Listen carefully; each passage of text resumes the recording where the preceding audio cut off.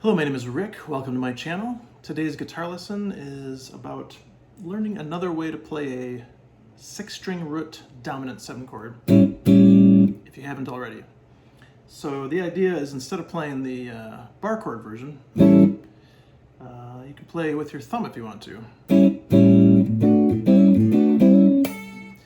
Which to me is really cool for a couple of reasons, but let me show you how to play it first. So you want to go to the 5th fret on the D string with your index finger, 5th fret on the B string with your 2nd finger, and then the 6th fret on the G here with your 3rd finger. Should look like a D chord shape, you know, it's not, but it looks like it.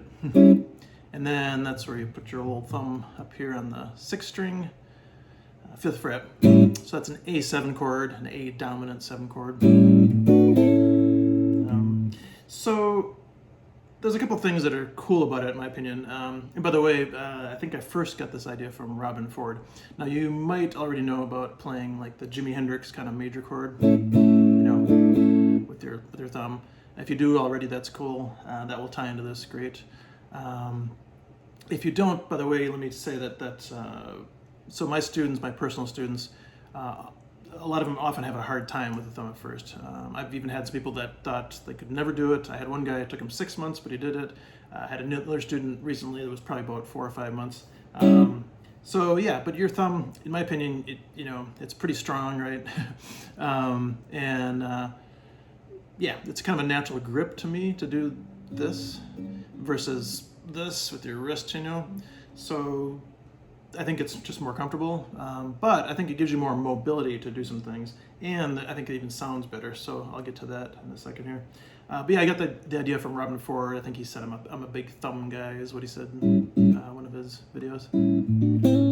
So, let me see. I think the first thing I'll talk about is the mobility, we'll call it. So if you're here, it's like you're kind of like, if you want to add little riffs and licks, it's kind of hard to do that. But if you're here, you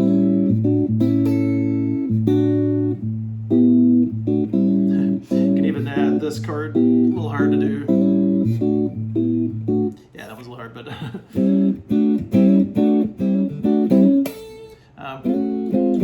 you can do that. So you can actually do this thing. I'll show you this little riff right now. You can take your first finger, bar the 5th fret here. You can be barring the first 4 strings, although you're really going to play with your right hand just 4, 3, 2, and then you hammer on to the 6th fret on the G, and that gets you the same notes as this, right? And then when you do that, you can add your 3rd finger here, bar the 7th fret, first 4 strings, but of course, same thing, you're going to play 4, 3, 2. You can think of like the James Gang song, you know, that whole thing. Or another groove is kind of cool is keep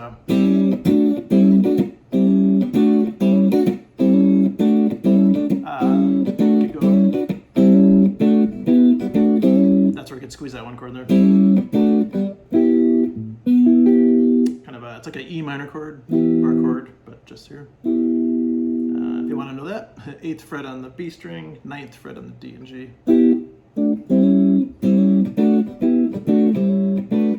So yeah, you can do that. You can also switch over to this chord.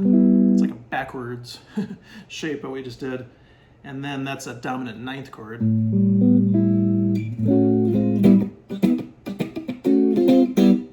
Something like that. So yeah, you can just kind of maneuver around. Yeah, if you want to do like licks in between, you're back to there, whereas I think it'd be pretty hard to go like going to here, like that chord there, you know, it's like, alright, you can go, let's see.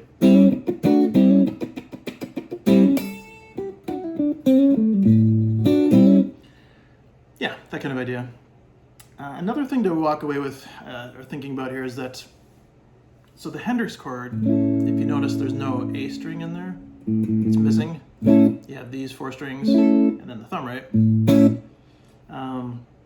Same thing here, no A string. And then the way I first started thinking about this was actually some kind of a gypsy jazz thing. I'm not a gypsy jazz guitar player, although I love it. But there's kind of a, let's see,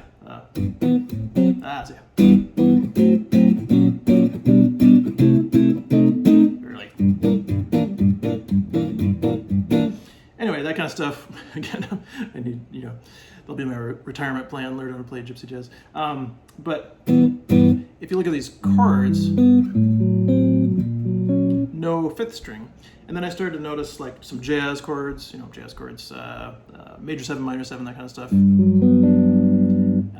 And you could do the voicing like this, but watch what happens if you include the A string in there. You get this really muddy sound. So if you go back to the way people usually play it, no A string, play a minor 7 chord like this, no A string.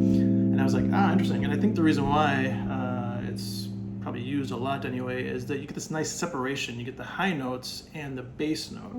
The high notes and a bass note, but you don't have this like muddy, A string in there, basically. So if you take that line of thinking to here, compare that sound to this sound, you could make this work, obviously.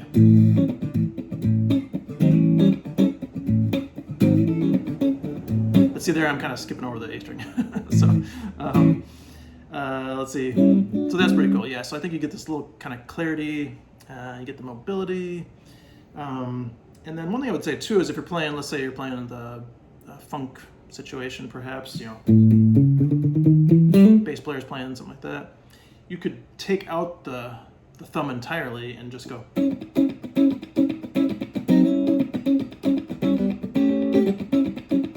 So you can play just these 3 notes. That's really common in funk, is to play these little kind of 3-note voicings.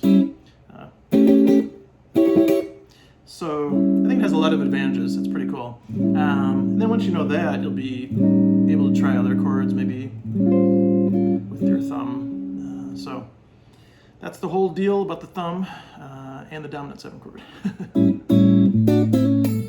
Hope you like it. If you haven't subscribed to my channel, that'd be great. And I'll see you soon. Thanks.